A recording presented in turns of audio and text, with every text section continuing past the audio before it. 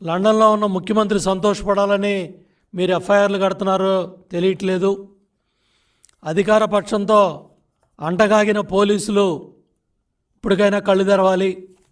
విశాఖపట్నంలో బాధితులు గోడు చెప్పుకున్నారు. ఎన్నికల అనంతరం జరిగిన హింసది. చాలా స్పష్టంగా డబ్బులు తీసుకోలేదని, ఓటేయలేదని కక్షతో 3 మహిళల మీద దాడి చేసిన సంఘటన వాళ్లే స్వయంగా రికార్డ్ చేసి బయట ప్రపంచానికి తెలియజేశారు. దాని మీద డీసీపీ ప్రెస్ మీట్ని కూడా మీడియా చూపించింది. తర్వాత విష్ణుకుమార్ రాజు గారు ప్రెస్ మీట్ పెట్టి అక్కడ కూటమి అభ్యర్థి ఆయన ప్రెస్ మీట్ని లైవ్లో చూపించినందుకు A1 ఈటీవీ పర్సనల్స్ ముద్దాయిలు, A1, A2 ABN పర్సనల్స్ ముద్దాయిలు, A3 కూటమి అభ్యర్థి విష్ణుకుమార్ రాజు, A4 అదర్స్. అంటే ఇక పెండారా బాక్స్ ఓపెన్ చేశారు. అక్కడ విలేకరులు, ఈనాడు పత్రిక, ఆంధ్రజ్యోతి పత్రిక, ఇక TV5 అన్నీ వచ్చేస్తాయి.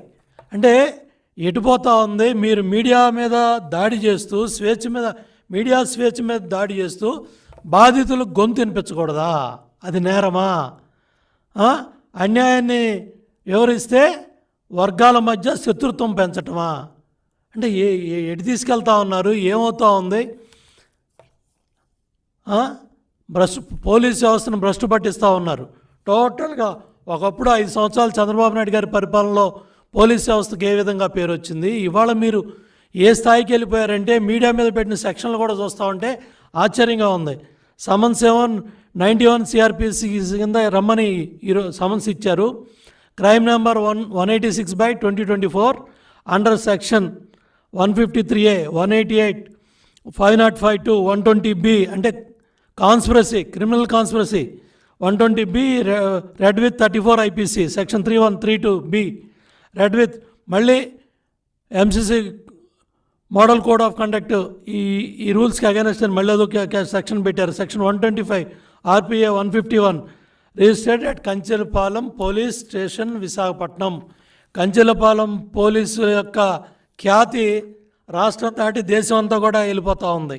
అంటే మీ స్వామి భక్తి నిరూపించుకోవటానికి, మీడియా గొంతు నొక్కటానికి ఇవాళ ఏ ఛానల్స్ అయితే జరిగిన వాస్తవాలన్నీ కూడా ప్రజల ముందు పెట్టి మీ దుర్మార్గాలు, మీ దాళ్ళు, మీ అమానుషాలు, ఎన్నికల అనంతరం హింసని అంతా ఎప్పటికప్పుడు తెలియజేసినందుకు కక్షగట్టి CS ఆధ్వర్యంలో, చీఫ్ సెక్రటరీ ఆధ్వర్యంలో ఇవాళ కంచెలపాలెం పోలీస్ స్టేషన్ సంబంధిత అధికారులు, డీసీపీ సత్యబాబు, నీ పాత్ర చాలా అత్యుత్సాహంగా ఉంది. అక్కడ డీసీపీ పాత్ర కూడా, అక్కడ పోటీ చేసిన అభ్యర్థి మాట విని ఇవన్నీ డీసీపీ సత్యబాబు ఆధ్వర్యంలో ఇవాళ మీడియా స్వేచ్ఛ మీద దాడి చేస్తూ నువ్వు అడ్డగోలుగా ఎఫ్ఐఆర్ కట్టావంటే దీని మీద ఇమీడియట్గా సిట్ దృష్టి పెట్టాలి.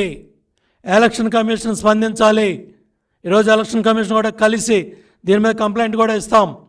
ఎలక్షన్ కమిషన్ స్పందించాలి, సిట్ దీని మీద దృష్టి పెట్టాలి, డీజీపీ దీని మీద వివరణ ఇవ్వాలి. ఇది కంప్లీట్గా చీఫ్ సెక్రటరీ ఆధ్వర్యంలో జరుగుతుంది. CS జవహర్ రెడ్డి బాధ్యత తీసుకోవాలి. ఈరోజు కూడా డీజీపీ అధికారం నడుస్తున్నట్టు మాకు కనపట్టలేదు.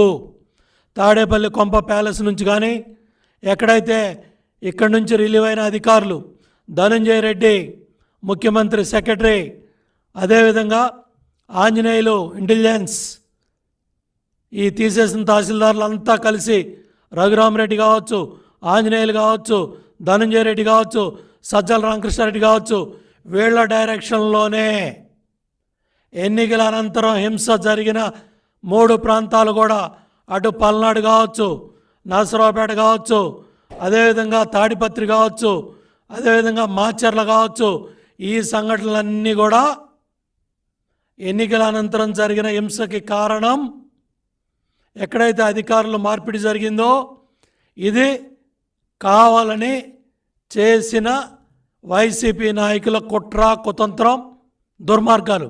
మీరు చూడండి, జగన్మోహన్ రెడ్డి పాదయాత్ర దగ్గర నుంచి లేదా 5 ఏళ్ల వైసీపీ పరిపాలనలో ఏ సంఘటన జరిగినా మీడియా, ఈనాడు కావచ్చు, ఈటీవీ కావచ్చు, ABN కావచ్చు, ఆంధ్రజ్యోతి కావచ్చు, ఈనాడు కావచ్చు, అందరూ కూడా ట్రాన్స్పరెంట్గా జరిగిన